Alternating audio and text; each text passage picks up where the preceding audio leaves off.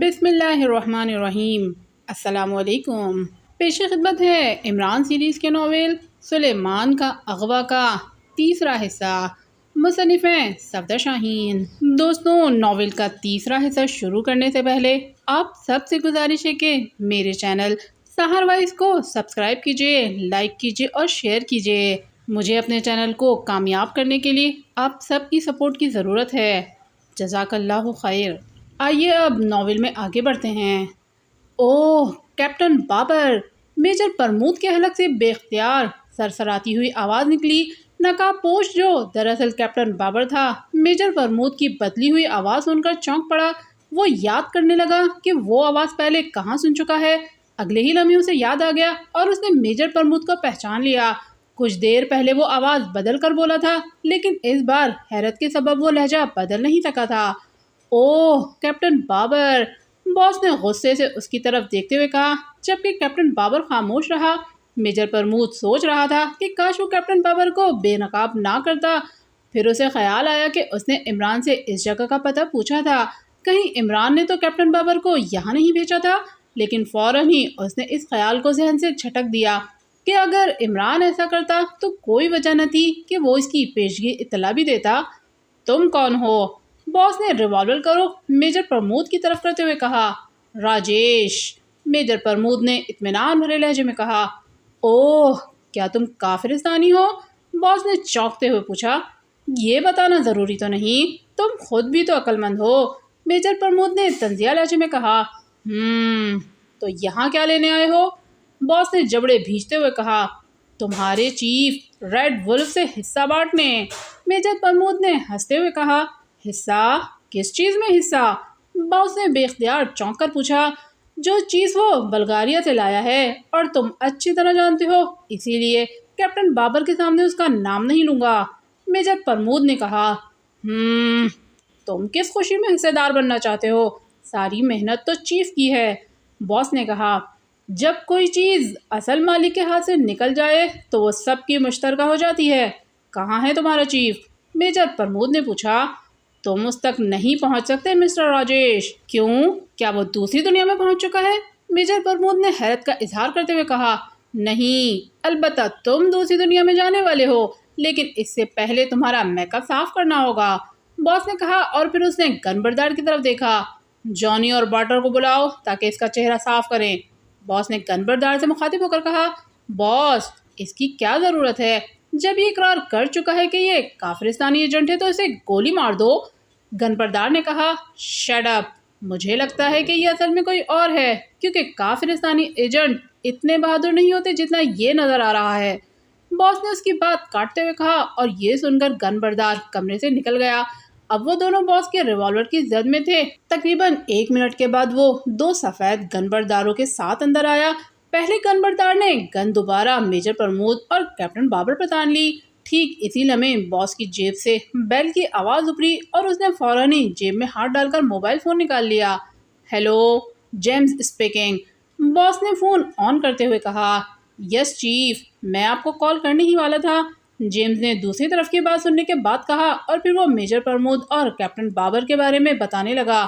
نہیں، لیکن Rajesh make up میں معلوم ہوتا ہے، جیمز نے دوسری طرف کی بات سننے کے بعد کہا۔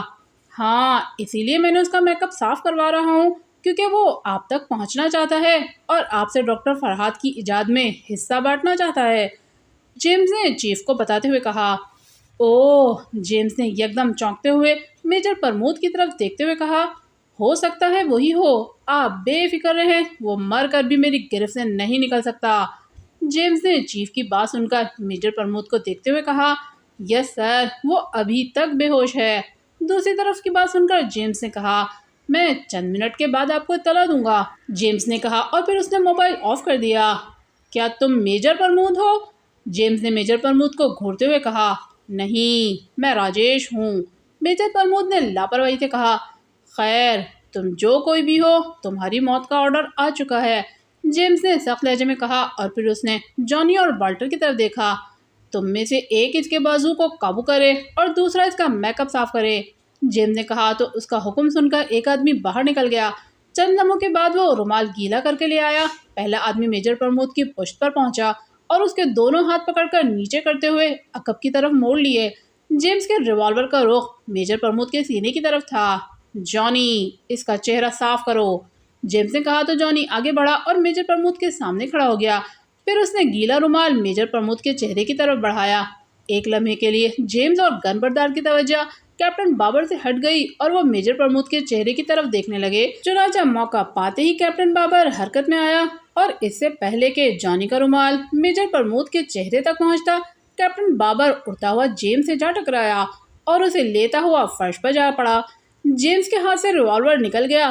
جانی اور بارٹر کی توجہ ایک لمحے کے لیے جیمز کی طرف مبذول ہوئی اور میجر پرمود نے ایک جھٹکے کے ساتھ بارٹر کی گرفت سے بازو چھڑاتے ہوئے سامنے کھڑے جانی کے پیٹ میں گھونسا رسید کر دیا۔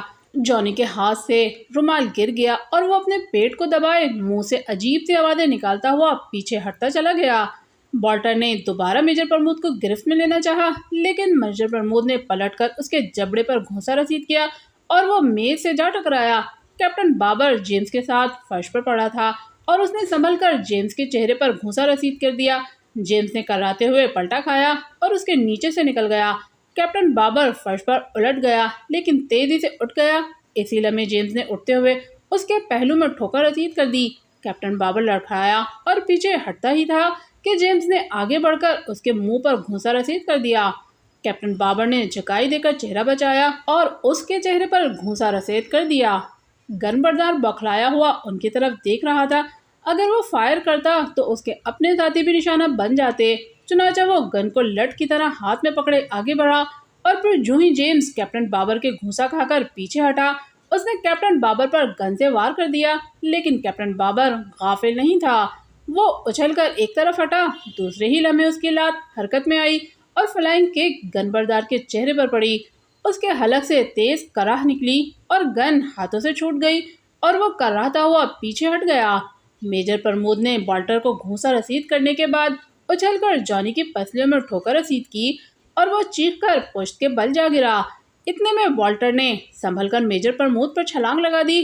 اس نے میجر پرمود کو عقب سے دونوں بازوؤں میں جکڑنا چاہا، لیکن میجر پرمود بجلی کی سی تیزی سے پلٹا اور اس نے والٹر کی ناک پر ٹکر رسید کر دی۔ والٹر درد کی شدت سے بلبلایا اور ناک پر ہاتھ رکھ کے پیچھے ہٹا ہی تھا کہ میجر پرمود نے اس کی پسلیوں میں کھڑی ہتھیلی کا وار کر دیا۔ کراٹے کی ضرب سے والٹر کے حلق سے کربناک چیخ نکلی اور وہ لڑکھڑایا اور فرش پر گرتا چلا گیا۔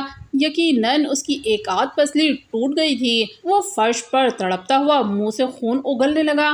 جانی تیزی سے اٹھ کر ریوالور کی طرف لپکا، لیکن میجر پرمود نے آگے بڑھ کر اس کے پیٹ میں لات رسید کی اور وہ درد سے کراتا ہوا پیچھے جا گرا۔ میجر پرمود نے ریوالور اٹھایا اور پیچھے ہٹ کر نمبر 1 پر تان لیا۔ بس اب کوئی حرکت نہیں کرے، ہاتھ بلند کر لو، میجر پرمود نے کہا اور اس کے ساتھ ہی اس نے گن بردار پر فائر کر دیا۔ بے آواز ریوالور کی گولی اس کی کھوپڑی میں لگی اور وہ بے جان ہو کر فرش پر آ گرا۔ اس کا انجام دیکھ کر سب لوگ اپنی جگہ ساکت ہو گئے۔ کیپٹن بابر نے اپنا ریوالور اٹھا کر جیب میں رکھا اور گن اٹھا لی۔ کیپٹن، تم باہر دیکھو، گن مجھے دے دو، میجر پرمود نے کیپٹن بابر کی طرف دیکھے بغیر کہا تو کیپٹن بابر نے گن اسے تھمائی اور اپنا ریوالور نکال کر کمرے سے نکل گیا۔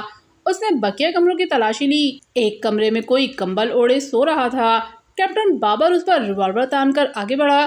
قریب پہنچ کر اس نے سوئے ہوئے کے سینے پر ریوالور کی نال رکھی اور دوسرے ہاتھ سے اس کے چہرے سے کمبل الٹ دیا، لیکن اس کی شکل دیکھتے ہی حیرت سے اس کی آنکھیں پھیلتی چلی گئیں۔ بلیک زیرو کو مارجر پر خاصا تشدد کرنا پڑا، تب وہ زبان کھولنے پر مجبور ہوا، لیکن اس نے صرف جیمز کا ٹھکانہ ہی بتایا تھا جو ولف گروپ کا ڈپٹی چیف یا باس کہلاتا تھا، اور عمران کے آنے پر جب بلیک زیرو نے اسے وہ ایڈریس بتایا تو عمران کو مایوسی ہوئی، کیونکہ کیپٹن بابر اور خاور کے علاوہ میجر پرمود بھی اسی ایڈریس پر پہنچے ہوئے تھے۔ اب عمران کو ان کی کال کا انتظار تھا۔ تھوڑی دیر کے بعد اس نے اپنے فلیٹ پر جانے کا ارادہ کیا اور بلیک زیرو کو ہدایت کی کہ خاور یا کیپٹن بابر کی رپورٹ موصول ہو تو اسے فوری اطلاع دے۔ عمران اپنی اسپورٹ کار میں فلیٹ پر پہنچا تو سیڑھیوں کے پاس کھڑے شخص کو دیکھ کر اسے تشویش ہوئی۔ وہ آدمی سیاہ رنگ کا سوٹ پہنے تھا، چہرے پر گھنی مونچھیں اور داہنے رخسار پر موٹا سا مسا، جبکہ ناک طوطے کی چونچ کی طرح خمدار نظر آ رہی تھی۔ وہ عمران کو دیکھتے ہی جیب سے سگریٹ کا پیکٹ نکالتا ہوا باہر کو چل دیا۔ عمران سیڑھیاں چڑھنے لگا۔ اپنے فلیٹ کے دروازے پر پہنچ کر اس نے بیل بجائی۔ خلاف توقع فوراً ہی دروازہ کھل گیا اور سلیمان نے اسے دیکھتے ہی منہ بنا لیا۔ کیا ہوا؟ منہ پر 12 کیوں بج رہے ہیں؟ عمران نے اندر داخل ہوتے ہوئے کہا۔ جب زندگی عذاب ہو جائے، جینا دھوبر ہو جائے اور آخری وقت قریب آ جائے تو 12 ہی بجتے ہیں، 11 نہیں۔ سلیمان نے غصے سے کہا اور دروازہ بند کر کے عمران کے پیچھے چل دیا۔ عمران نے ڈرائنگ روم میں پہنچ کر اس کی طرف دیکھا۔ کیا تم شاعری کر رہے ہو آج کل؟ عمران نے اس کی طرف دیکھتے ہوئے کہا۔ یہی سمجھ لیں، بقول آپ کے استاد ناہنجار کنفیوشس کے، وہ قتل بھی کر دیں تو خرچہ نہیں ہوتا۔ سلیمان نے بھنائے ہوئے لہجے میں کہا۔ خرچہ نہیں پیارے، چرچا کہو۔ عمران نے صوفے پر بیٹھتے ہوئے کہا۔ میں تو خرچہ ہی کہوں گا، کیونکہ آج کل مفت میں قتل ہو رہے ہیں۔ مرنے والے کو زندگی کا معاوضہ دیے بغیر اس کی زندگی چھین لی جاتی ہے۔ سلیمان نے کہا۔ بکو مت، میرے سوا کون ہے جو تجھے قتل کر سکے؟ عمران نے ڈانٹتے ہوئے کہا۔ ریڈ وولف، سلیمان نے جلدی سے کہا تو عمران بے اختیار اچھل پڑا۔ کیا تم اسے جانتے ہو؟ عمران نے اسے حیرت سے گھورتے ہوئے کہا۔ نہیں، البتہ وہ مجھے جانتا ہے، ورنہ دھمکی دینے کی جرات نہیں کرتا۔ سلیمان نے کہا۔ اوہ، کیا کہہ رہا تھا؟ کیا اس نے فون کیا تھا؟ عمران نے چونک کر کہا۔ جی ہاں، آپ کے نام پیغام دیا تھا کہ، اور اس نے یہ دھمکی دی تھی کہ اس کا پیغام فوری طور پر آپ تک پہنچا دوں ورنہ پورے فلیٹ کو تباہ کر دے گا۔ سلیمان نے منہ بناتے ہوئے کہا۔ اور کیا کہا تھا اس نے؟ عمران نے ہنکارہ بھرتے ہوئے پوچھا۔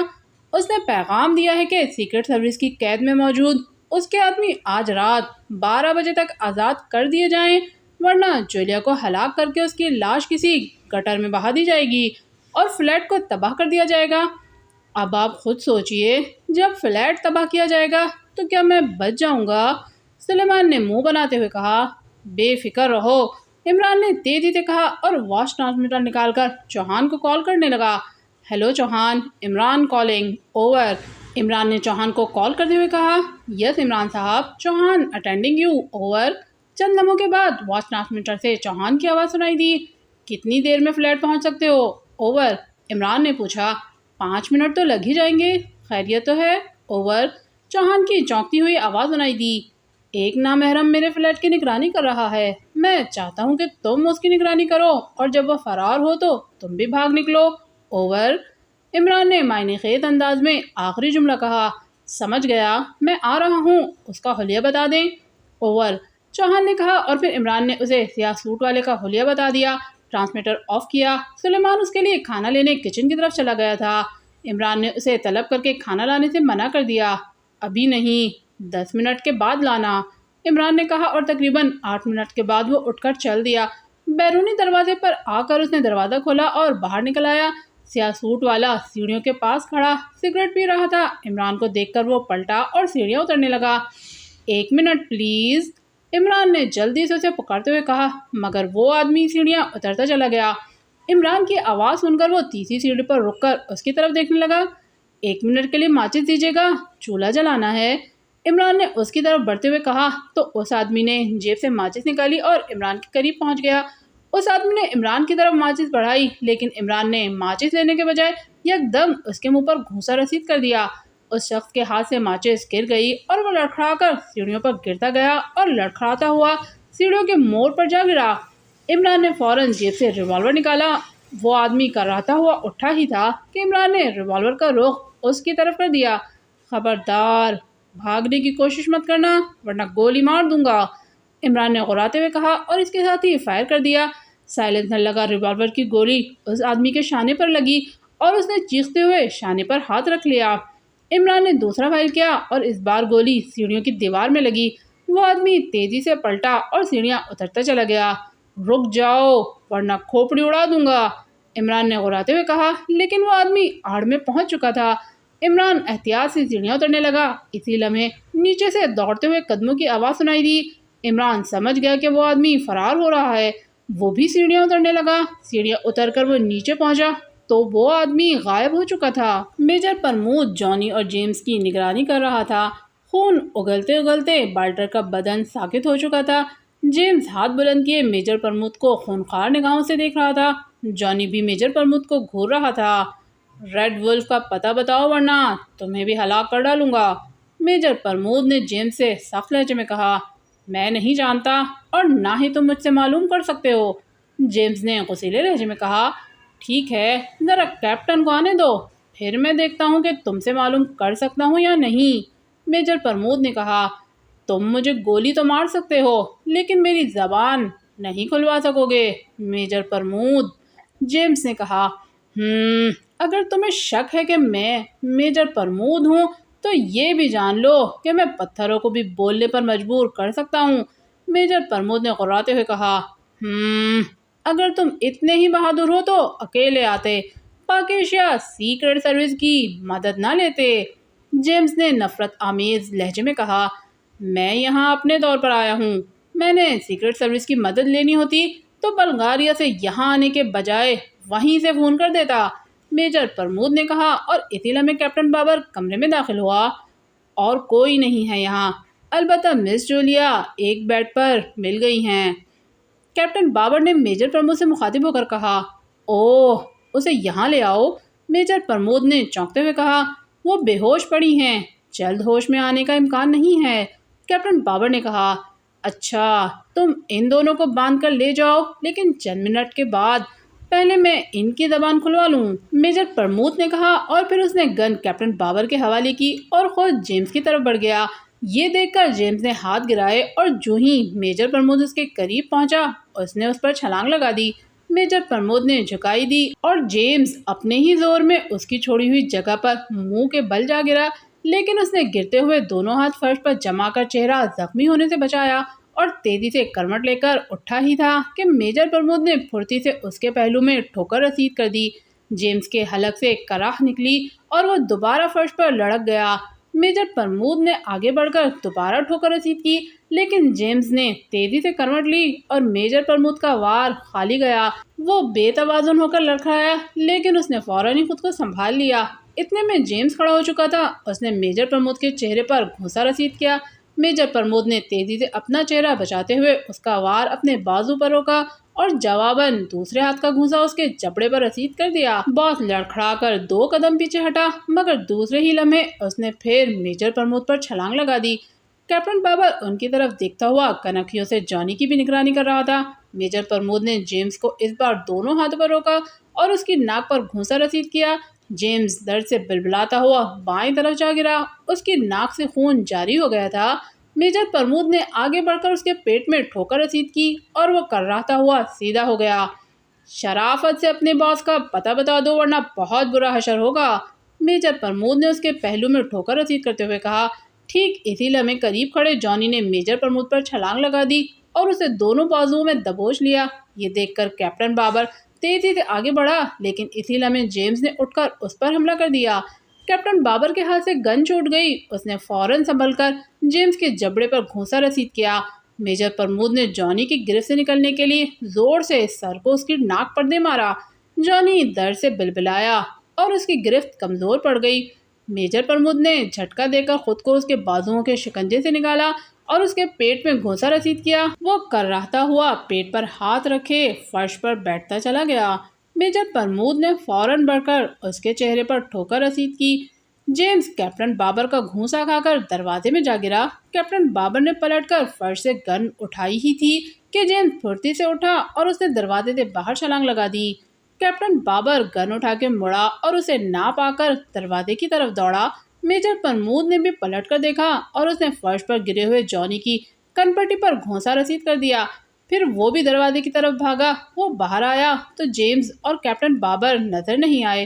برآمدے کی طرف سے دوڑنے کی آوازیں سن کر میجر پرمود اس طرف لپکا۔ وہ برآمدے میں پہنچا تو کیپٹن بابر باہر کھڑا متلاشی نگاہوں سے ادھر ادھر دیکھ رہا تھا۔ کہاں گیا وہ؟ میجر پرمود نے پوچھا۔ ادھر ہی آیا تھا، گیٹ تو بند ہے، کیپٹن بابر نے کہا۔ تم باہر دیکھو، میں عقب میں چیک کرتا ہوں، میجر پرمود نے کہا، اور پھر وہ عمارت کے پہلو کی جانب بڑھ گیا۔ وہ دوڑتا ہوا عمارت کے عقب میں پہنچا، عقبی لان کے گرد پودوں اور درختوں کا جائزہ لینے لگا۔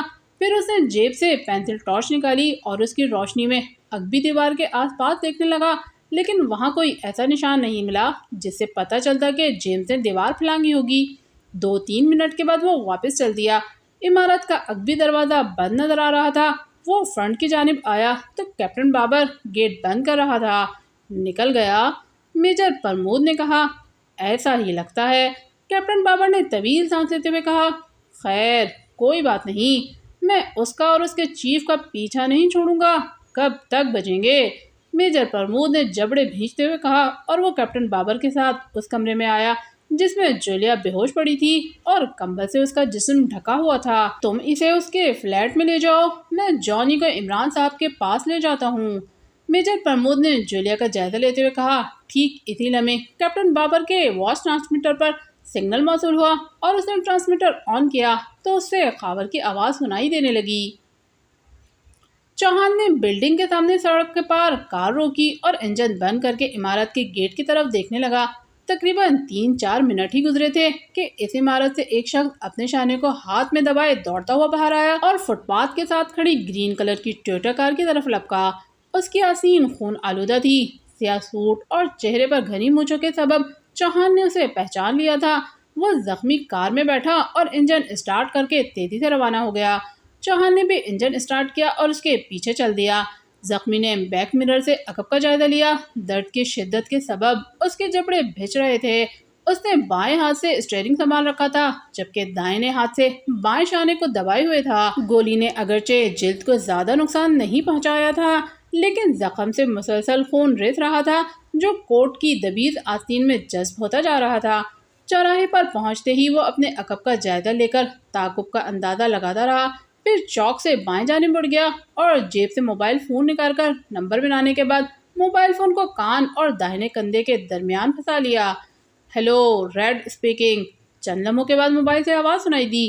فورڈ بول رہا ہوں چیف، اس نے مؤدبانہ لہجے میں کہا۔ یس فورڈ، کیا تم تکلیف میں مبتلا ہو؟ چیف کی چونکتی ہوئی آواز سنائی دی۔ سر میرا بازو زخمی ہے، شانے میں گولی لگی ہے، فورڈ نے کہا۔ اوہ، کیسے زخمی ہوئے ہو؟ چیف نے پوچھا تو جواب میں فورڈ نے تفصیل بتا دی۔ میں زیادہ دیر ڈرائیونگ نہیں کر سکتا چیف، مسلسل خون بہہ رہا ہے، فورڈ نے کہا۔ تمہارا تعاقب تو نہیں کیا جا رہا؟ چیف نے پوچھا۔ نو سر، میرے روانہ ہونے تک وہ باہر نہیں آیا تھا، نہ ہی کسی اور گاڑی پر مجھے شک ہے، فورڈ نے کہا۔ اوکے، اپنی پوزیشن بتاؤ، میں کسی کو بھیجتا ہوں تمہاری مدد کے لیے، چیف نے کہا۔ میں مال روڈ پر ہوں، جم خانہ چوک کے قریب پہنچ گیا ہوں، فورڈ نے کہا۔ اوکے، تم اگلے چوک پر رک کر انتظار کرو، میں مائیکل کو بھیج رہا ہوں، وہ تمہیں وہاں سے پک کر لے گا۔ اگر اس کے آنے میں کوئی غیر معمولی بات ہو جائے تو مائیکل کو موبائل فون پر فوری مطلع کرنا یا سگنل دے دینا، چیف نے اسے ہدایات کرتے ہوئے کہا۔ رائٹ سر، فورڈ نے مؤدبانہ لہجے میں کہا۔ اس کے آنے تک تو وہ اپنی حفاظت خود کرو گے، چیف نے کہا اور سلسلہ منقطع ہو گیا۔ فورڈ نے بھی موبائل آف کیا اور گود میں رکھ کر بیک مرر سے عقب کا جائزہ لینے لگا۔ عقب میں کئی گاڑیاں آ رہی تھیں، اس لیے وہ کسی پر شبہ نہ کر سکا کہ اس کا تعاقب ہو رہا ہے۔ جلد ہی وہ چوک پر پہنچ گیا۔ اس نے چوک سے 20-25 قدم آگے جا کر کار روکی اور انجن بند کر کے انتظار کرنے لگا، لیکن اس کی نگاہیں مسلسل عقب کا جائزہ لے رہی تھیں۔ تقریباً 5 منٹ کے بعد اسے ایک کار پر شک ہونے لگا جو اس سے تقریباً 15-20 قدم پیچھے ایک چوراہے کے قریب رکی ہوئی تھی۔ اس کی لائٹس آف تھیں۔ اسے یاد آ گیا کہ جب اس نے چوک کراس کیا تھا تو وہاں کوئی گاڑی موجود نہیں تھی۔ یہ شک ہوتے ہی اس نے موبائل فون پر باس سے رابطہ قائم کیا۔ Hello, Michael speaking. سلسلہ ملنے پر مائیکل کی آواز سنائی دی۔ فورڈ بول رہا ہوں، تم کہاں ہو؟ فورڈ نے کمزور سی آواز میں کہا۔ بس پہنچنے ہی والا ہوں۔ کیا خون بہت زیادہ بہہ چکا ہے؟ مائیکل نے پوچھا۔ ہاں، لیکن تم ذرا احتیاط سے آنا، فورڈ نے کہا۔ اوہ خیریت، کیا کوئی خطرہ ہے؟ مائیکل نے چونکتے ہوئے پوچھا۔ چوراہے کے پاس ایک گاڑی کھڑی ہے، اس کی ہیڈ لائٹس آف ہیں، مجھے اس پر شک ہے کہ کہیں وہ میرے تعاقب میں یہاں نہ پہنچی ہو، فورڈ نے کہا۔ خیر، اب تو میں چوراہے کے قریب ہوں، دیکھا جائے گا، اگر اس نے تعاقب کی کوشش کی تو نمٹ لوں گا، مائیکل نے کہا۔ ٹھیک ہے، ذرا اس کا جائزہ لیتے آنا۔ اوکے، فورڈ نے کہا اور موبائل آف کر کے جیب میں رکھ لیا۔ پھر وہ عقب کا جائزہ لینے لگا۔ چند لمحوں کے بعد ہی ایک کار اس کے قریب آ رکی۔ اس میں ڈرائیونگ سیٹ پر مائیکل کے سوا کوئی نہیں تھا، چنانچہ وہ اپنی کار سے اترا اور مائیکل کے فرنٹ سیٹ کا دروازہ کھولنے پر اس میں بیٹھ گیا۔ مائیکل نے فوراً ہی کار آگے بڑھا دی۔ اس گاڑی کو چیک کیا ہے؟ فورڈ نے پوچھا۔ ہاں، اس میں صرف ایک آدمی موجود ہے اور وہ گاڑی چل پڑی ہے، شاید تمہارا اندازہ درست ہے، وہ ہمارے پیچھے آ رہا ہے۔ مائیکل نے بیک مرر سے عقب کا جائزہ لیتے ہوئے کہا۔ یہ سن کر فورڈ کی رگوں میں سنسنی سی دوڑ گئی۔ اس نے عقب کا جائزہ لیا تو عقب میں وہی کار آ رہی تھی جس پر اسے شبہ تھا۔ خاور درخت کی آڑ میں کھڑا اس بنگلے کی طرف دیکھ رہا تھا جس میں کیپٹن بابر گیا تھا اور جو اس کی لائن کا پہلا بنگلہ تھا۔ اس کی نگاہیں بنگلے کے گیٹ پر جمی ہوئی تھیں اور وہ بے تابی سے کیپٹن بابر کا انتظار کر رہا تھا۔ دفعتاً بنگلے کے گیٹ کے اوپر سے کوئی چیز اڑتی ہوئی باہر آ گری اور وہ بے اختیار چونک پڑا۔ وہ کوئی آدمی ہی تھا جو باہر گرتے ہی اٹھا اور دوڑتا ہوا گلی سے نکل گیا۔ باہر آ کر وہ بائیں جانب تیزی سے چلنے لگا۔ تب خاور بھی درختوں کی آڑ لیتا ہوا اس کی طرف بڑھنے لگا۔ اس آدمی کا بگڑا ہوا حلیہ ظاہر کر رہا تھا کہ وہ عمارت میں کسی سے جھگڑے کے بعد فرار ہو رہا ہے۔ عام حالات میں اس عمارت سے کوئی روانہ ہوتا تو خاور کو اس کا تعاقب کرنا ہی تھا کیونکہ ایکسٹرا کی یہی ہدایت تھی۔ وہ آدمی تیزی سے چلتا ہوا دوسری گلی میں داخل ہوا اور خاور ایک درخت کی آڑ میں رک گیا۔ اس گلی میں چند قدم کے فاصلے پر ایک کار کھڑی تھی۔ وہ آدمی اس کار کے پاس پہنچا اور ڈرائیونگ سیٹ کا دروازہ کھول کر اندر بیٹھ گیا۔ یہ دیکھ کر خاور بوکھلا گیا کہ اس کا تعاقب کیسے کرے کیونکہ اس کی کار پہلی گلی کے پاس کھڑی تھی اور وہاں سے کم از کم 50-60 گز کا فاصلہ تھا۔ کار اسٹارٹ ہوئی اور اس کی اگلی لائٹس روشن ہوئیں تو خاور نے اس کی نمبر پلیٹ دیکھ کر نمبر ذہن میں محفوظ کر لیے۔ کار نے یو ٹرن لیا اور گلی سے نکل آئی۔ اس کی ہیڈ لائٹس بجھی ہوئی تھی۔ وہ کار سڑک پر آئی اور پچھلی گلی کی سمت میں دوڑنے لگی۔ تب خاور بھی تیزی سے واپس چل دیا اور پھر دوڑنے لگا۔ درختوں کے سائے میں دوڑتا ہوا وہ اپنی کار کے پاس پہنچا تو مفرور کار کی بیک لائٹس بہت دور پہنچ چکی تھی۔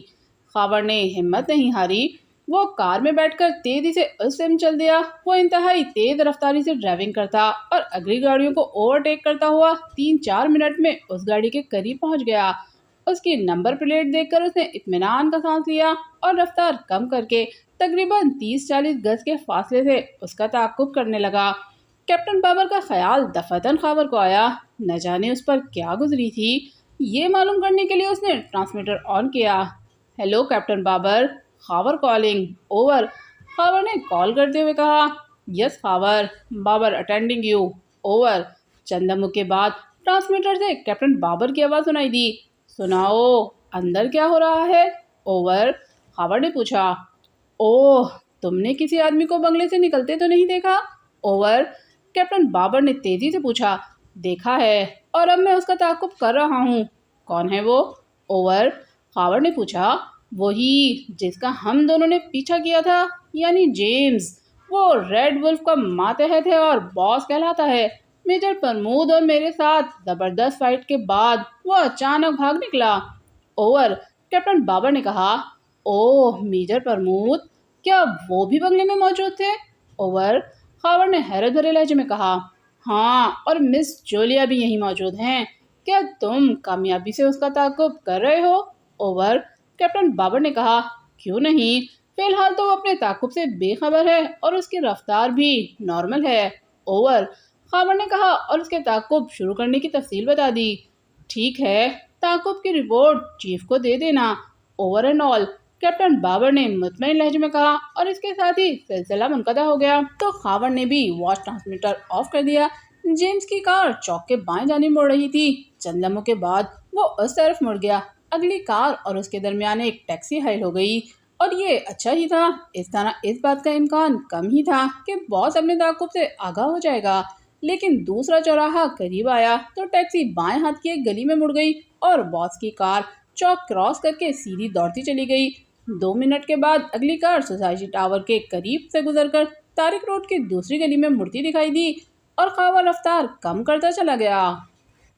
پروفیسر، تم فیصلہ کر لو کہ تمہیں زندہ رہنا ہے یا نہیں، میں ابھی واپس آتا ہوں۔ موبائل فون کی گھنٹی سن کر اس نے سامنے صوفے پر بیٹھے پروفیسر عباسی سے سخت لہجے میں کہا اور اٹھ کھڑا ہوا۔ اس کا دھیان رکھو۔ اس نے صوفے سے اٹھتے ہوئے پروفیسر عباسی کے عقب میں کھڑے گن بردار سے تحکمانہ لہجے میں کہا اور پھر دروازے کی طرف بڑھا اور باہر آ گیا۔ دوسرے کمرے میں آ کر اس نے ہاتھ میں موجود موبائل فون آن کر دیا۔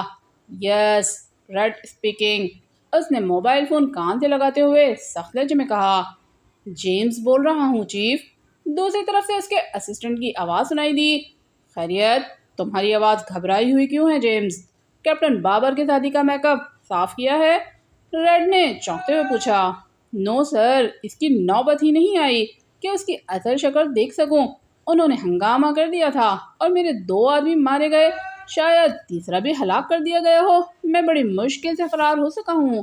جیمز نے کہا۔ اوہ، یہ تم نے بری خبر سنائی جیمز، ہمارے پاس پہلے ہی آدمی کم تھے۔ چیف ریڈ ولف نے غراتے ہوئے کہا۔ میں کیا کرتا چیف؟ ان تینوں کے بے بس ہونے کے بعد اگر میں پھنس جاتا تو آپ کو اطلاع کون کرتا؟ جیمز نے کہا۔ مجھے تفصیل بتاؤ، ریڈ ولف نے پریشان لہجے میں کہا تو دوسری طرف سے جیمز تفصیل بتانے لگا۔ ریڈ ولف کا چہرہ غصے کی شدت سے خونخوار ہوتا جا رہا تھا۔ اب تم کہاں ہو؟ جیمز کے خاموش ہونے پر ریڈ ولف نے پوچھا۔ آپ کی طرف ہی آ رہا ہوں کیونکہ اور کوئی ٹھکانہ نہیں بچا اور بگڑے ہوئے حلیے میں کسی ہوٹل کا رخ بھی نہیں کیا جا سکتا۔ جیمز نے کہا۔ ٹھیک ہے، آ جاؤ، لیکن اپنے تعاقب کا خیال رکھنا۔ میں پروفیسر عباسی کو لے آیا ہوں، اس سے فارمولہ حاصل ہوتے ہی ہم یہاں سے نکل جائیں گے۔ ریڈ ولف نے کہا۔ اوہ، تو کیا اس نے فارمولہ دینے پر رضامندی کا اظہار کر دیا ہے؟ جیمز نے کہا۔ نہیں، فارمولہ تحریری شکل میں موجود نہیں، اس نے اس کو ضائع کر دیا ہے، لیکن فارمولہ اس کے ذہن میں محفوظ ہے۔ میں اسے مجبور کر رہا ہوں کہ وہ فارمولہ لکھ دے۔ بہرحال صبح تک میں کامیاب ہو جاؤں گا، اس کے بعد ہم پاکیشیا چھوڑ دیں گے۔ تم کتنی دیر میں یہاں پہنچ رہے ہو؟ میرا خیال ہے تم اپنی گاڑی کافی دور چھوڑ کر پیدل یہاں آؤ، اس طرح کنفرم ہو جائے گا کہ کوئی تمہارا تعاقب میں تو نہیں۔ ریڈ ولف نے مسلسل بولتے ہوئے کہا۔ رائٹ سر، آپ نہ بھی کہتے تو میں یہی کرنے والا تھا، ویسے بھی یہ چوری کی گاڑی ہے۔ جیمز نے کہا۔ گڈ، مجھے تم سے اسی ذہانت کی توقع تھی، ریڈ ولف نے کہا اور موبائل آف کر کے صوفے پر بیٹھ گیا۔ اس نے واچ پر وقت دیکھا اور پھر اٹھنے ہی لگا تھا کہ موبائل فون کی گھنٹی بجنے لگی۔ یس، ریڈ اسپیکنگ، ریڈ ولف نے موبائل آن کرتے ہوئے کہا۔ مائیکل بول رہا ہوں چیف۔ دوسری طرف سے مائیکل کی آواز سنائی دی۔ یس مائیکل، کیا فورڈ کو پک کر لیا ہے تم نے؟ ریڈ ولف نے پوچھا۔ یس سر، لیکن ایک آدمی ہمارا پیچھا کر رہا ہے، مائیکل نے مؤدبانہ لہجے میں کہا۔ اوہ، کون ہے وہ؟ ریڈ ولف نے چونکتے ہوئے کہا۔ معلوم نہیں، وہ ہم سے پہلے فورڈ کے پیچھے تھا، مائیکل نے کہا۔ کیا مطلب؟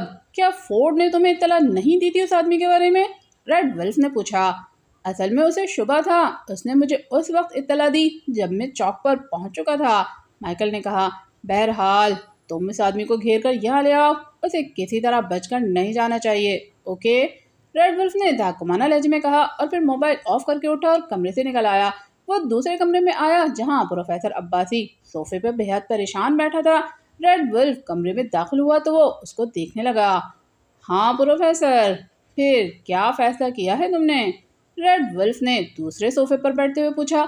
میں تمہیں بتا چکا ہوں کہ فارمولہ تحریر کرنے سے مجھے دوبارہ ریسرچ کرنا پڑے گی، کم از کم 25% تجربات دوبارہ کرنے پر ہی فارمولہ مکمل ہو سکے گا۔ پروفیسر عباسی نے ناگواری سے کہا۔ بکو مت، تم اپنے گھر میں اقرار کر چکے ہو کہ فارمولہ تمہاری یادداشت میں محفوظ ہے، اب تم کوئی اور کہانی سنا رہے ہو، اس کا مطلب ہے کہ تم فارمولہ تحریر کرنے سے انکار کر رہے ہو۔ ریڈ ولف نے اسے گھورتے ہوئے کہا۔ یہی سمجھ لو، میں کسی قیمت پر فارمولہ تمہارے حوالے نہیں کروں گا، پروفیسر عباسی نے کہا۔ کیا یہ تمہارا آخری فیصلہ ہے؟ ریڈ ولف نے غضبناک لہجے میں کہا۔ ہاں، میں مرنے کے لیے تیار ہوں، تم بے شک مجھے گولی مار دو، پروفیسر عباسی نے کہا۔ اوکے، لیکن میں تمہیں گولی مار کر فوراً ہلاک نہیں کروں گا پروفیسر، تمہارے بدن کے ٹکڑے کروں گا، تمہیں سسکا سسکا کر ماروں گا، ایسی اذیت دوں گا کہ تم خود ہی فارمولہ لکھنے کے لیے مجھ سے کاغذ قلم مانگو گے۔ میرا نام ریڈ ولف ہے، ریڈ ولف، ریڈ ولف نے چیختے ہوئے لہجے میں کہا اور پھر وہ گن بردار سے کچھ کہنے ہی والا تھا کہ اس کے موبائل فون کی گھنٹی بجنے لگی۔ عمران کو تازہ رپورٹ دینے کے بعد چوہان نے تمام تر توجہ اس کار پر مرکوز کر دی جس میں فورڈ اپنے ایک ساتھی کے ہمراہ جا رہا تھا۔ 5-6 منٹ کے بعد وہ کار انڈسٹریل ایریا میں جانے والی سڑک پر مڑ گئی۔ وہی سڑک شہر سے باہر جاتی تھی، اسی لیے چوہان کو خیال آیا تھا کہ وہ کار کسی دوسرے شہر جا رہی ہے۔ چنانچہ اس نے موبائل فون پر عمران کے نمبر ملائے اور رابطہ قائم ہوتے ہی نئی صورتحال سے اسے آگاہ کیا۔ ٹھیک ہے، تم ان کے پیچھے لگے رہو، البتہ مجھے برابر پوزیشن بتاتے رہو۔ عمران نے کہا، اوہ کیا آپ آ رہے ہیں؟ چوہان نے چونکتے ہوئے پوچھا۔ میں کیسے آ سکتا ہوں؟ عمران نے مایوس سے لہجے میں کہا۔ کیوں؟ آپ کیوں نہیں آ سکتے؟ چوہان نے حیرت کا اظہار کرتے ہوئے کہا، گھر آیا ہے ایک مہمان حسین، ڈر ہے کہ چلا نہ جائے کہیں۔ عمران نے مسکراتے ہوئے کہا تو چوہان بے اختیار ہنسنے لگا۔ آج کل شاعری کا بھوت سوار ہے آپ پر، چوہان نے ہنستے ہوئے کہا۔ بقول کنفیوشس، باتوں کے بھوت ہاتھوں سے نہیں مانتے۔ عمران نے معصوم سے لہجے میں کہا، یہاں آپ غلطی کر گئے، باتوں کے بھوت ہاتھوں کے بجائے لاتوں کے بھوت باتوں سے نہیں مانتے۔ چوہان نے ہنستے ہوئے کہا، تم ہی لاتوں کے بھوت ہوگے، میں تو باتوں کا بھوت ہوں، اس لیے میں لمبی بات کرتا ہوں۔ عمران نے کہا، جناب بات کو ناپنے کا پیمانہ میل یا گز فٹ نہیں ہوتا۔ چوہان نے کہا، اچھا تو پھر بات کو لیٹر یا گیلن سے ناپا جاتا ہے؟ عمران نے حیرت بھرے لہجے میں کہا، لا حول ولا قوت، لگتا ہے آپ وقت گزاری کے لیے بحث کرنا چاہتے ہیں، آپ کی باتوں کے چکر میں وہ گاڑی کہیں کھو نہ جائے۔ چوہان نے مسکراتے ہوئے کہا، کیا وہ کسی طرف مڑ رہی ہے؟ عمران نے پوچھا۔ ہاں وہ لالہ دار پارک کی طرف مڑ رہی ہے، چوہان نے سامنے دیکھتے ہوئے کہا۔ اوہ اس وقت پارک میں کیا وہ مچھلیاں پکڑنے جا رہے ہیں؟ خیر میں فون بند کر رہا ہوں، تم ان کی منزل پر پہنچ کر کال کرنا، عمران نے کہا، اور اس کے ساتھ ہی سلسلہ منقطع ہو گیا۔ چوہان نے موبائل آف کیا اور کار پارک کو جانے والی سڑک پر موڑ دی۔ اس وقت وہ سڑک سنسان پڑی تھی اور ان دونوں گاڑیوں کے سوا اور کوئی گاڑی نظر نہیں آ رہی تھی۔ پارک کافی فاصلے پر تھا اور وہاں تک سڑک کے دونوں اطراف باغات کے سلسلے تھے۔ چند لمحوں کے بعد اگلی کار ایک باغ کی چار دیواری کے اندر داخل ہو گئی اور اس کی روشنیاں بجھ گئیں۔ چوہان نے وہاں سے 15-16 قدم پیچھے کار روکی اور عمران کو موبائل فون پر اطلاع دینے کے بعد کار سے اتر آیا۔ فورڈ اور اس کے ساتھی کی کار باغ میں کہیں رکی ہوئی تھی، نہ جانے وہ لوگ وہاں کیا کرنے آئے تھے۔ باغ میں گہرا اندھیرا تھا، البتہ باہر ستاروں اور چاند کے سبب نیم تاریکی کا سما تھا۔ باغ کے گرد چند فٹ بلند چار دیواری قائم تھی اور اس کا داخلی دروازہ بھی 6-7 فٹ کشادہ تھا۔ چوہان نے جیب میں ہاتھ ڈال کر ریوالور کا دستہ گرفت میں لیا اور باغ کے داخلی دروازے کی طرف بڑھنے لگا۔ وہ سوچ رہا تھا کہ کہیں باغ کے اندر ان لوگوں کا زیر زمین اڈا تو نہیں ہے، مگر جو ہی وہ باغ کے داخلی دروازے کے قریب پہنچا، اندر سے یکدم 2 افراد نے باہر آ کر چوہان پر حملہ کر دیا۔ چوہان کو سنبھلنے کا موقع نہیں ملا اور وہ لڑکھڑاتا ہوا 2 قدم پیچھے ہٹ گیا، مگر پھر فوراً ہی اس نے سنبھل کر ایک آدمی کے جبڑے پر کھونسا رسید کر دیا۔ وہ کراہتا ہوا عقب میں واقع ایک درخت سے جا ٹکرایا۔ اس علم میں دوسرے آدمی نے چوہان پر چھلانگ لگا دی اور اسے لیتا ہوا زمین پر آ گرا۔ فوراً ہی اس کا ساتھی ریوالور نکال کر آگے بڑھا اور اس نے چوہان کے سر پر ریوالور کا دستہ رسید کر دیا۔ چوہان جو بڑے اوپر پڑے ہوئے فورڈ سے نبرد آتما تھا، اس کی جد و جہد مان پڑ گئی اور اس پر بے ہوشی طاری ہوتی چلی گئی۔ فورڈ اس کے سینے سے اتر کر ہانپنے لگا۔ اس کے ساتھی نے ریوالور واپس جیب میں رکھ لیا۔ فورڈ اپنے شانے کے زخم کو سنبھالنے لگا۔ مائیکل اسے گاڑی میں ڈالو اور لے چلو، میرے زخم سے بہت خون رسنے لگا ہے، فورڈ نے مائیکل سے کہا تو مائیکل نے بے ہوش چوہان کو اٹھایا اور باغ کے اندر کھڑی گاڑی کی طرف بڑھ گیا۔ اس نے چوہان کو ادبی نشست پر ڈالا اور انجن اسٹارٹ کر کے لائٹس روشن کر دیں۔ فورڈ فرسٹ سیٹ پر بیٹھا تھا۔ مائیکل نے کار بیک کر کے باغ سے باہر نکالی اور سڑک پر آ کر واپس شہر کی طرف کار دوڑانے لگا۔ پارک روڈ سے وہ مین روڈ پر آیا اور شہر کی طرف روانہ ہو گیا۔ شہر پہنچ کر وہ ایک چوراہے سے جنا کالونی کی طرف جانے والی سڑک پر مڑا۔ 5 منٹ کے بعد وہ جنا کالونی میں داخل ہوئے اور پھر ایک بنگلے کے گیٹ پر جا رکے۔ مائیکل نے آہستہ سے ہارن بجایا تو چند منٹ کے بعد گیٹ کھل گیا۔ گیٹ کھولنے والا ایک گن بردار تھا۔ اس نے مائیکل کی شکل دیکھی تو ایک طرف ہٹتے ہوئے پورا گیٹ کھول دیا اور مائیکل نے اندر آ کر کار برآمدے کے بائیں ہاتھ پر روک دی۔ انجن بند کر کے وہ نیچے اتر آیا۔ فورڈ بھی کار سے باہر آ گیا۔ مائیکل نے عقبی دروازہ کھولا اور عقبی نشست پر پڑے چوہان کو باہر کھینچ کر کاندھے پر ڈالا۔ پھر وہ برآمدے کی طرف بڑھ گیا۔ فورڈ بھی لڑکھڑاتے قدموں کے ساتھ اس کے پیچھے چلنے لگا۔ وہ برآمدے میں داخل ہوئے۔ آگے راہداری میں متعدد کمروں کے دروازے نظر آ رہے تھے۔ درمیان کے دوسرے دروازے پر پہنچ کر وہ رک گئے۔ مائیکل نے دروازے پر دستک دی۔ کم ان۔ اندر سے غراہٹ آمیز آواز سنائی دی تو مائیکل نے ایک ہاتھ سے ہینڈل گھما کر دروازہ کھولا اور فورڈ کے ساتھ کمرے میں داخل ہو گیا۔ کیپٹن تم اپنے چیف کو رپورٹ کرو، میں خاور کے پیچھے جاتا ہوں، اس کا موبائل نمبر مجھے بتا دو تاکہ میں اس سے رابطہ کر سکوں۔ کیپٹن بابر نے ٹرانسمیٹر آف کیا تو میجر پرمود نے بےتابی سے کہا، اوہ، تو کیا آپ عمران صاحب کے فلیٹ پر نہیں جائیں گے؟ کیپٹن بابر نے پوچھا۔ نہیں، ایسا کرو تم جانی کو بھی عمران صاحب کے پاس لے جاؤ یا اپنے چیف کے پاس پہنچا دو، مجھے خطرہ ہے کہ خاور تنہا کسی مصیبت میں نہ پھنس جائے۔ میجر پرمود نے کہا تو کیپٹن بابر نے اسے خاور کا موبائل نمبر بتایا اور میجر پرمود دوڑتا ہوا کمرے سے نکل گیا۔ کیپٹن بابر نے ٹرانسمیٹر آن کیا اور ایکس2 کو کال کرنے لگا۔ یس کیپٹن، ایکس2 اٹینڈنگ یو، اوور۔ چند لمحوں کے بعد ایکس2 کی مخصوص آواز سنائی دی، سر، جولیا مل گئی ہے، اوور۔ کیپٹن بابر نے مادبانہ لہجے میں کہا، اوہ، کہاں تھی، اوور۔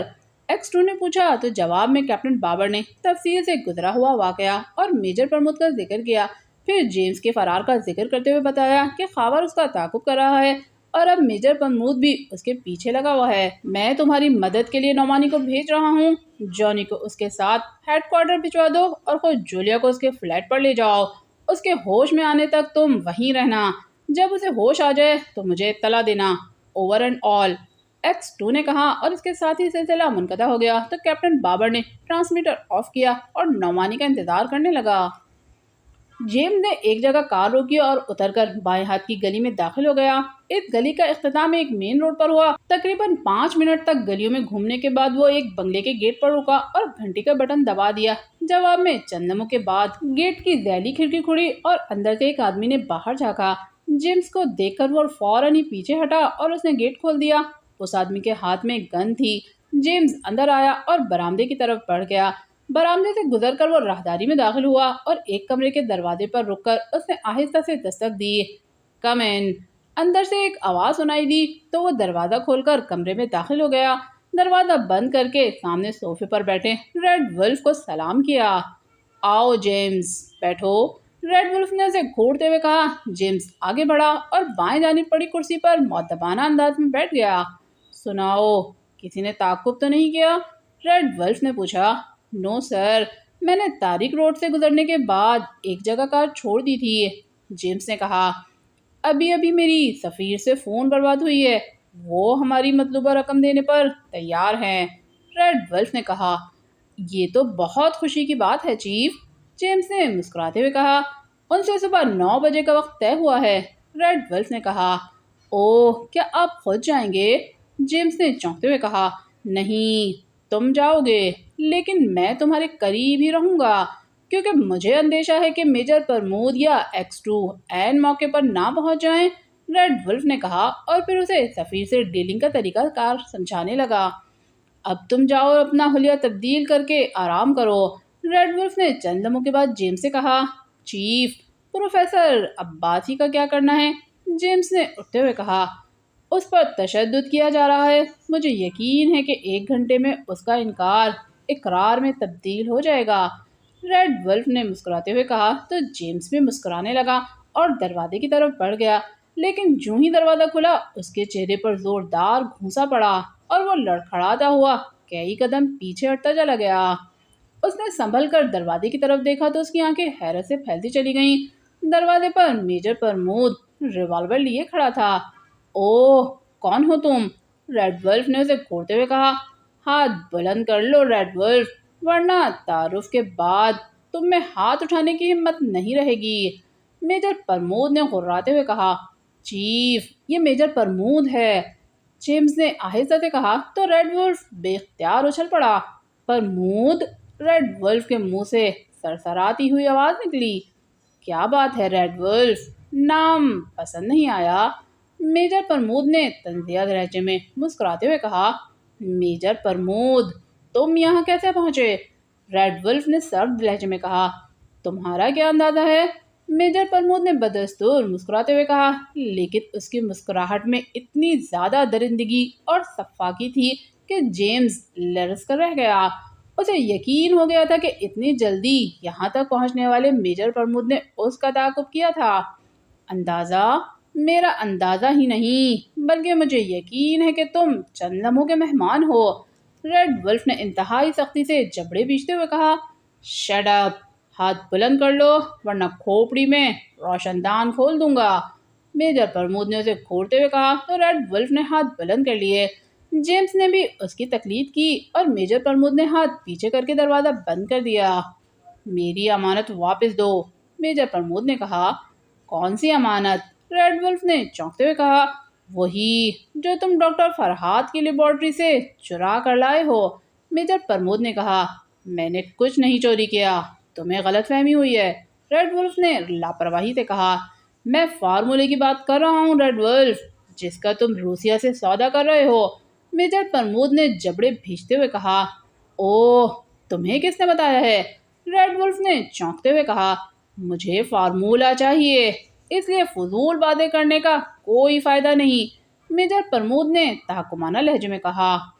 فارمولہ تمہیں مرنے کے بعد بھی نہیں ملے گا میجر پرمود، ریڈ ولف نے لاپرواہی سے کہا۔ مجھے فارمولہ ابھی اور اسی وقت چاہیے، میجر پرمود نے غراتے ہوئے کہا۔ فارمولہ یہاں نہیں ہے، اس لیے تمہیں ناکامی کے سوا کچھ نہیں مل سکتا، بے شک تم گولی چلا دو، ریڈ ولف نے کہا اور ٹھیک اسی لمحے دروازے پر دستک ہوئی۔ کم ان، میجر پرمود نے دروازے سے چند قدم پیچھے ہٹتے ہوئے بلند آواز میں کہا تو دروازہ کھلا اور کمرے میں خاور داخل ہوا۔ اس کے ہاتھ میں ریوالور تھا۔ اندر کی سچویشن دیکھتے ہی اس نے جیمز پر ریوالور تان لیا، جس کا تعاقب کرتا ہوا وہ اس عمارت تک پہنچا تھا۔ اندر آ کر اس نے دروازہ بند کر دیا۔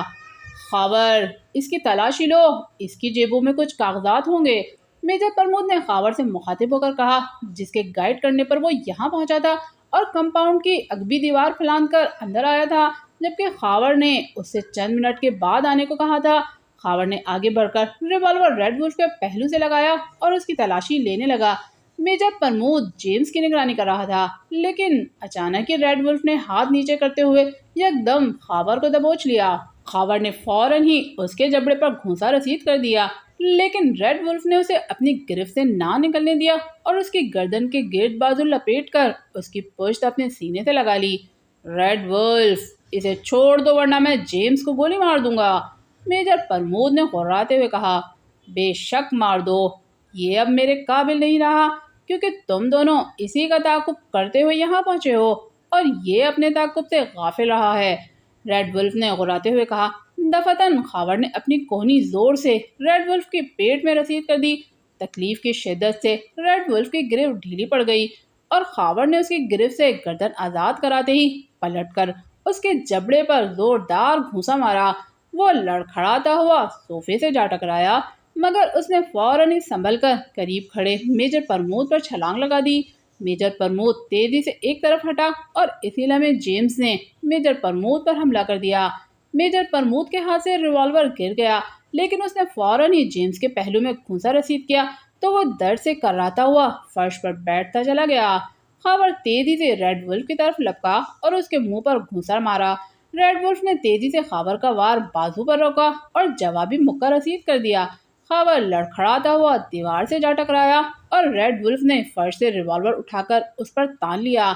بس اب کوئی حرکت نہ کرے، ہاتھ بلند کر لو، ریڈ ولف نے میجر پرمود اور خاور کو گھورتے ہوئے کہا تو میجر پرمود نے اس کی طرف دیکھا اور ہاتھ اٹھا دیے۔ خاور نے بھی اس کی تقلید کی۔ جیمز، دوسرے کمرے سے اپنے آدمیوں کو بلا لاؤ، ریڈ ولف نے جیمز کی طرف دیکھتے ہوئے کہا تو جیمز تیزی سے دروازے کی طرف لپکا۔ ریڈ ولف میجر پرمود اور خاور کو ریوالور سے کور کیے ہوئے انہیں خونخوار نگاہوں سے دیکھ رہا تھا۔ چند لمحوں کے بعد جیمز 3 افراد کے ساتھ اندر آیا۔ ایک کے ہاتھ میں گن دبی ہوئی تھی، جبکہ 2 کے ہاتھ میں ریوالور تھے۔ جیمز، ان دونوں کے ہاتھ باندھ دو، ریڈ ولف نے غراتے ہوئے کہا تو جیمز نے ایک بار پھر باہر کا رخ کیا۔ چند لمحوں کے بعد وہ نائلون کی ایک رسی لے آیا۔ اس نے باری باری میجر پرمود اور خاور کے ہاتھ ان کے پشت پر باندھ دیے۔ پروفیسر کس پوزیشن میں ہے؟ ریڈ ولف نے پوچھا۔ وہ بے ہوش ہو چکا ہے، گن بردار نے جواب دیا۔ ٹھیک ہے، اب تم ان دونوں کی خدمت کرو، انہیں اذیت ناک موت مرنا چاہیے، ریڈ ولف نے ہونٹ چباتے ہوئے کہا تو ان دونوں نے ریوالور جیبوں میں ڈالے اور میجر پرمود کی طرف بڑھے، لیکن اسی لمحے دروازے پر دستک ہوئی اور وہ سب چونک کر دروازے کی طرف دیکھنے لگے۔ کم ان، ریڈ ولف نے غراتے ہوئے کہا اور ریوالور کا رخ دروازے کی طرف کر دیا، لیکن دروازہ کھلنے پر اس نے ریوالور جھکا لیا کیونکہ اندر داخل ہونے والا فورڈ تھا۔ فورڈ اور اس کے پیچھے مائیکل کمرے میں داخل ہوئے اور اندر کی سچویشن دیکھ کر حیران رہ گئے۔ مائیکل نے ایک بے ہوش جسم کاندھے پر اٹھایا ہوا تھا۔ مائیکل، فورٹ کے شانے پر اپنی ٹائی باندھ دو، ریڈ ولف نے مائیکل سے تحقمانہ لہجے میں کہا تو مائیکل نے فوراً ہی اپنی ٹائی کھولی اور فورٹ کے شانے پر زخم پر باندھ دی، جبکہ بے ہوش آدمی کو اس نے فرش پر لٹا دیا تھا۔ کسی نے تمہارا تعاقب تو نہیں کیا؟ ریڈ ولف نے مائیکل سے پوچھا۔ نو سر، صرف یہی تھا۔ مائیکل نے فرش پر پڑے ہوئے بے ہوش آدمی کی طرف اشارہ کرتے ہوئے کہا جو چوہان تھا۔ یہ غالباً سیکرٹ سروس کا ممبر چوہان ہے، ریڈ ولف نے کہا۔ یس سر، جیمز نے سر ہلاتے ہوئے کہا۔ میں خطرہ محسوس کر رہا ہوں جیمز، یقیناً سیکرٹ سروس کے اور ممبر بھی خاور کی طرح عمارت کے گرد موجود ہوں گے، اس لیے تم پروفیسر کو لے کر لاسٹ پوائنٹ پر چلے جاؤ، ریڈ ولف نے جبڑے بھیجتے ہوئے کہا، جبکہ میجر پرمود ان کی باتوں کے دوران رسی سے اپنے ہاتھ آزاد کرا چکا تھا۔ وہ حرکت میں آنا ہی چاہتا تھا کہ اچانک دروازے سے آواز آئی، خبردار، تم سب پولیس کے گھیرے میں ہو، ہتھیار پھینک دو ورنہ بھون کر رکھ دوں گا۔ ایک آواز سنائی دی تو سب نے چونک کر دروازے کی طرف دیکھا اور اچھل پڑے۔ دروازے پر ایک بوڑھا آدمی کھڑا تھا، اس کے ہاتھوں میں ایک گن دبی ہوئی تھی جس کا رخ ریڈ ولف کی طرف تھا۔ اوہ، کون ہو تم؟ ریڈ ولف نے غیرت سے اسے گھورتے ہوئے کہا۔ موت کا شہزادہ، یعنی پرنس آف ڈھمپ، گن بردار بوڑھے نے غراتے ہوئے کہا۔ موت؟ تم نے شاید موت کا نام ہی سنا ہے بڈھے، دیکھی نہیں ہے، بہرحال اب دیکھ لینا، ریڈ ولف نے دانت پیستے ہوئے کہا، جبکہ میجر پرمود اور خاور اس بوڑھے کو پہچان کر مسکرا رہے تھے۔ غالباً تم ہی ریڈ ولف ہو، لیکن میں پہلے کتوں کا شکار کروں گا، بوڑھے نے ہنس کر کہا، اور اسی لمحے مائیکل نے بوڑھے کو غافل پا کر اس پر فائر کر دیا۔ بے آواز گولی بوڑھے کی طرف لپکی اور دروازے کے باہر دیوار سے جا لگی، کیونکہ بوڑھا یکدم بائیں جانب جھک گیا تھا، مگر اس کے ساتھ ہی مائیکل کے حلق سے کربناک چیخ نکلی اور وہ تڑپتا ہوا فرش پر منہ کے بل گر گیا۔ اس کی پشت سے خون کا فوارہ ابل رہا تھا۔ ریڈ ولف نے بے اختیار پلٹ کر روشن دان کی طرف دیکھا۔ اس میں ایک نقاب پوش بیٹھا تھا اور اس کے ہاتھ میں موجود سائلنسر لگے ریوالور سے دھواں نکل رہا تھا۔ کسی نے اپنی جگہ سے حرکت کی تو مارا جائے گا، نقاب پوش نے بھررائی ہوئی آواز میں کہا۔ ریڈ ولف، موت کا فرشتہ آ پہنچا ہے، بوڑھے نے اسے مخاطب ہو کر کہا۔ خاور اپنے ناخنوں میں چھپے تیز دھار بلیڈوں سے اپنی بندشیں کاٹ چکا تھا۔ میجر پرمود نے اچانک ہی اپنی جگہ سے جست لگائی اور اڑتا ہوا ریڈ ولف پر آ پڑا۔ ریڈ ولف کے ہاتھ سے ریوالور چھوٹ گیا۔ اسی لمحے چند افراد کمرے میں گھس آئے۔ وہ نعمانی، صدیقی، تنویر اور جوزف تھے۔ انہیں دیکھ کر ریڈ ولف کے ساتھیوں نے ان پر فائر کرنے کی کوشش کی، مگر اسی لمحے بوڑھے کی گن تڑتڑائی اور وہ دونوں ریوالور بردار چیختے ہوئے تڑپنے لگے، جبکہ گن بردار پر خاور نے چھلانگ لگائی اور اسے لیتا ہوا فرش پر آ گرا۔ ریڈ ولف نے پلٹ کر میجر پرمود کے جبڑے پر گھونسا رسید کرنے کی کوشش کی، مگر میجر پرمود نے چہرہ ایک جانب کرتے ہوئے خود کو بچایا اور جواباً اس کے منہ پر گھونسا رسید کر دیا۔ وہ کراتا ہوا پیچھے ہٹا اور پھر فوراً ہی سنبھل کر اس نے میجر پرمود کے سینے پر فلائنگ کک رسید کی، لیکن میجر پرمود نے جھکائی دے کر خود کو بچایا اور اس کے پہلو میں گھونسا رسید کیا۔ فورٹ خالی ہاتھ کھڑا تھا، جبکہ جیمز کی طرف بوڑھے کی گن اٹھی ہوئی تھی۔ خاور گن بردار کو رگید رہا تھا۔ ریڈ ولف میجر پرمود کا گھونسا کھا کر کراتا ہوا پیچھے ہٹا اور دوسرے ہی لمحے اس نے دروازے کی طرف چھلانگ لگا دی، لیکن راستے میں کھڑے بوڑھے کا گھونسا اس کے جبڑے پر پڑا اور وہ ہلکی سی چیخ کے ساتھ فرش پر آ گرا۔ اسی لمحے کمرے میں نقاب پوش داخل ہوا، جو چند لمحے پہلے روشن دان میں بیٹھا تھا۔ بوڑھا دوبارہ ریڈ ولف کی طرف بڑھا۔ بس کرو ممبران، اب یہ کہیں نہیں جا سکتا، نقاب پوش نے بھرائی ہوئی آواز میں کہا۔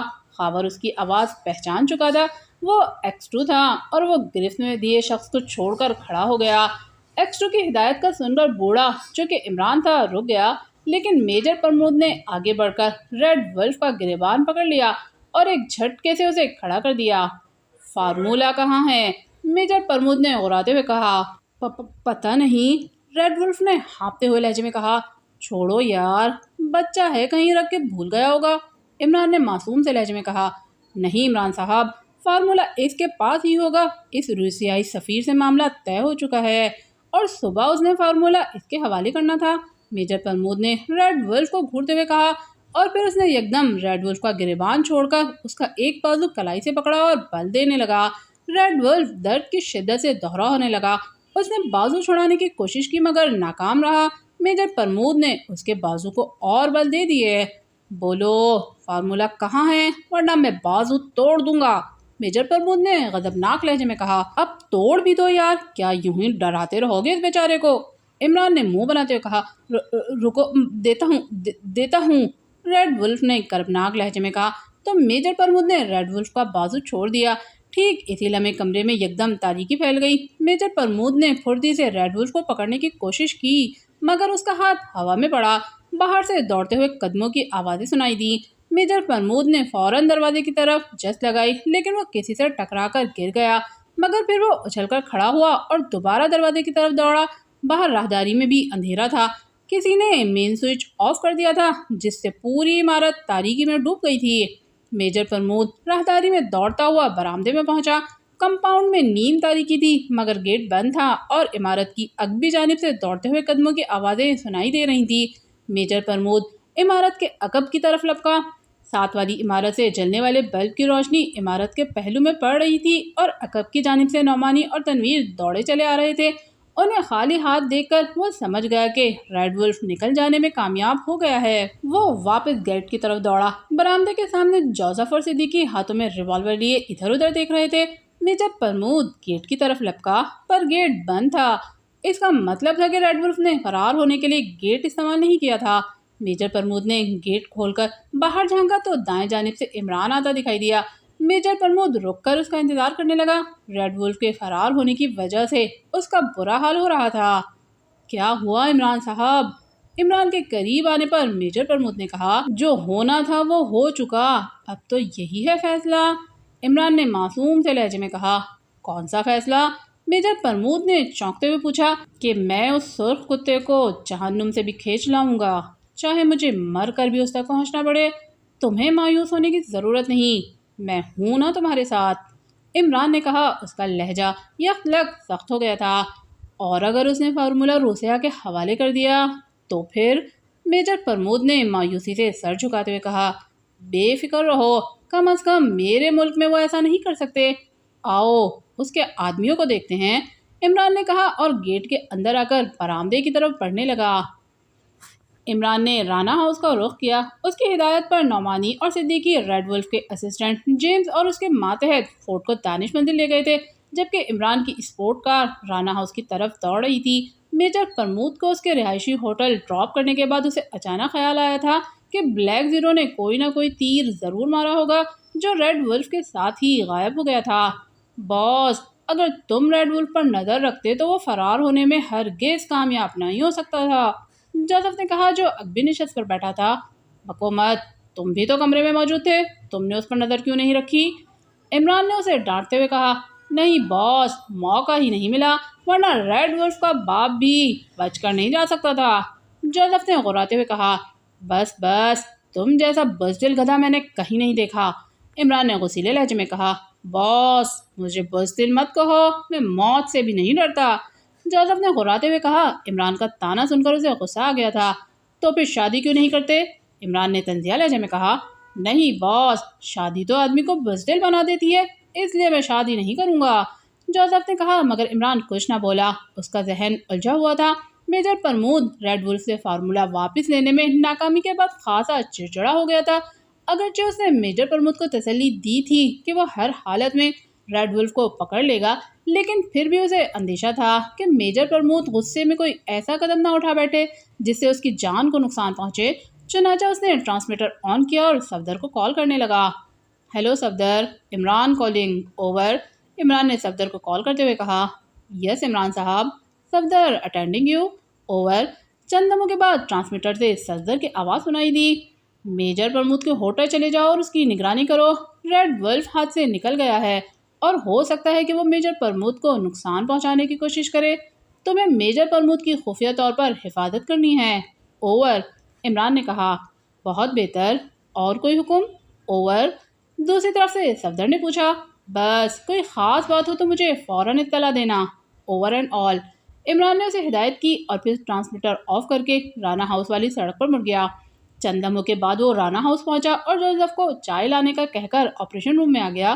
وہ کرسی پر بیٹھا ہی تھا کہ اس کے ٹرانسمیٹر سے سگنل نشر ہونے لگے۔ اس نے فوراً ٹرانسمیٹر آن کیا۔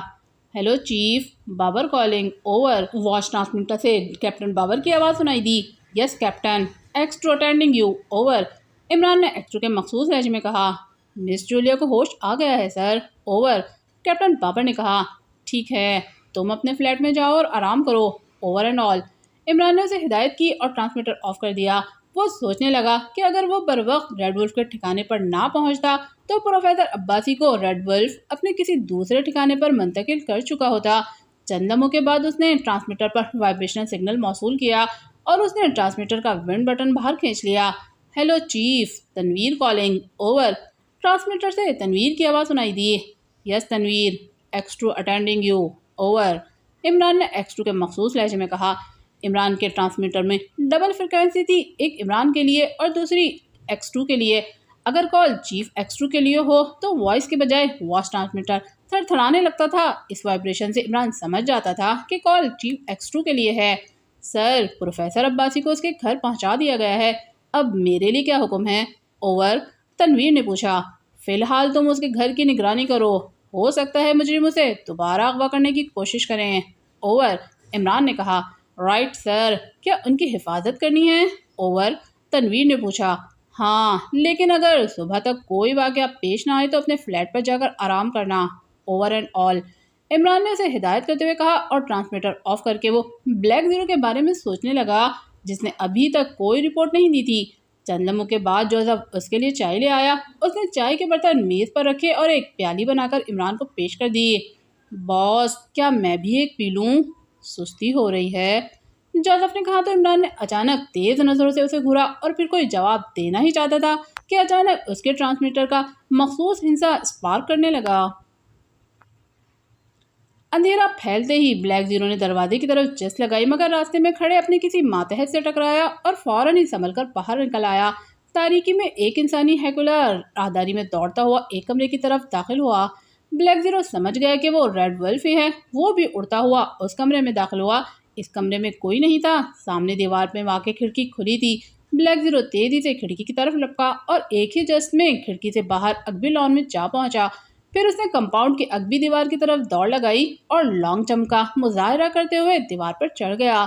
अगबी गली में कुछ फासले पर एक गाड़ी स्टार्ट होकर उसके मुखालिफ सिमत में बढ़ी और ब्लैक ज़ीरो गली में कूदकर कार की मुखालिफ सिमत में दौड़ने लगा। उसने गाड़ी की अगबी रोशनी में नंबर प्लेट देख ली थी, जबकि उसने अपनी कार गली की दूसरी सिमत खड़ी थी।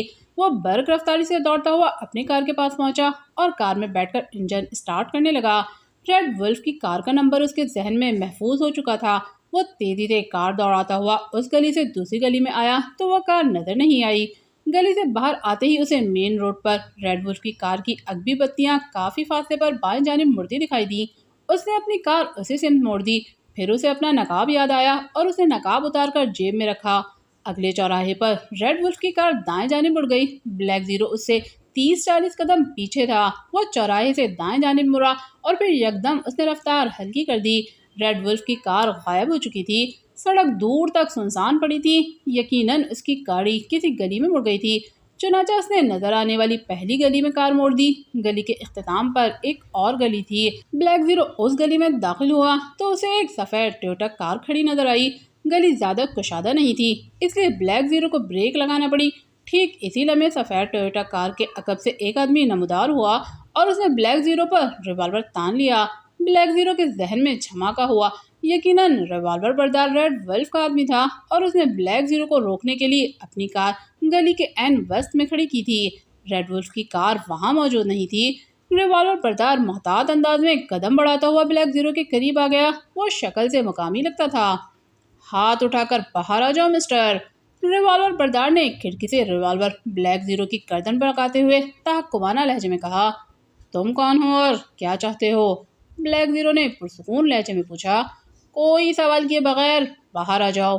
अगर कोई गलत हरकत करने की कोशिश की तो बेआवाज़ रिवाल्वर की गोली तुम्हारा भेजा उड़ा देगी और किसी को तुम्हारे मरने का पता भी नहीं चलेगा, रिवाल्वर बरदार ने गुर्राते हुए कहा और दूसरे हाथ से कार का दरवाजा खोल दिया। ब्लैक ज़ीरो ने खौफजदा होने की अदाकारी करते हुए उसके हुक्म की तामील की और हाथ उठाए कार से बाहर निकल आया।